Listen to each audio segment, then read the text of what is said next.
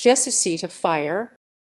The Jesusita Fire was a wildfire that started on May 5, 2009 in the hills of Santa Barbara, California in the western United States.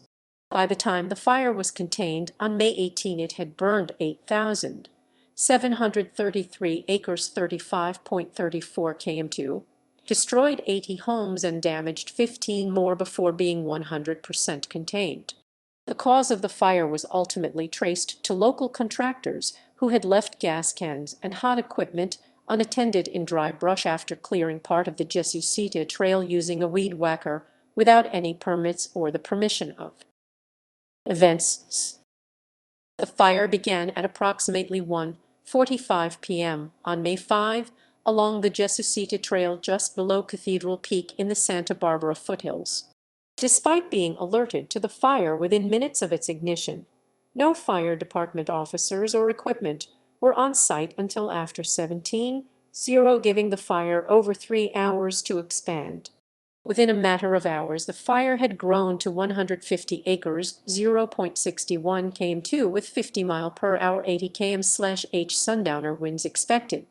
Officials issued mandatory evacuations for approximately 1,200 homes in the hills above Santa Barbara.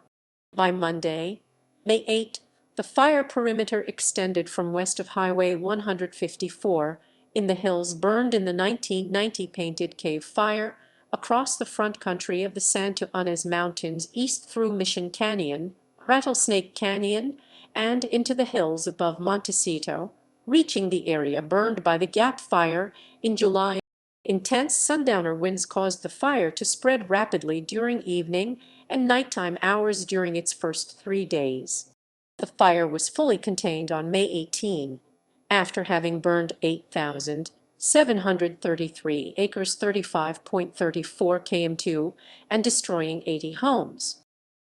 Effects. An estimated 35,000 people were forced to evacuate during the fire. The Red Cross had shelters for evacuees at the multi-activity court located in the Uxbridge Recreational Center.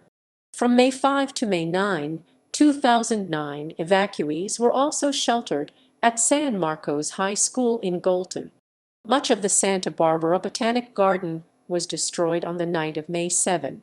However, the primary effect of intentionally allowing the massive fire to develop without response for the first 3 hours was that CAL FIRE was able to secure hazard pay for its members. Investigation. On December 11, 2009, charges were filed against Craig Eilenstein and Dana Larson, citing them for operating a weed whacker without a hot work permit. As the DA could not prove a connection between the trail work and starting the fire, the two were not charged with the felony of starting the fire, but instead with the misdemeanor of not obtaining the proper permit for hot work. The hot work charge is somewhat unusual, as hot work typically refers to welding and soldering, not necessarily trail clearing with a weed whacker. In July 2010, Eilenstein and Larson plead no contest to the misdemeanor violation of county code. The code states that anyone performing work that could spark a fire must have a shovel or fire extinguisher on hand. The two were each sentenced to 250 hours of community service, 3 years probation, and a $490 fine. Eilenstein and Larson were not charged with starting the fire, only a charge from a California fire code entitled welding and other hot work, and local civil attorney Kathy Johnson states the statute was not intended to be applied. A year later, in July 2011, 60 of the owners of homes destroyed by the fire filed a civil lawsuit against Stihl, Incorporated, the manufacturer of the brush-cutting equipment, alleging that Stihl failed to warn users that the metal blades of the cutter could emit sparks capable of starting a fire in a high-risk area. In July 2013, Stihl agreed to settle the claims for an undisclosed amount of money. Response efforts. Direct Relief delivered respiratory masks and albuterol inhalers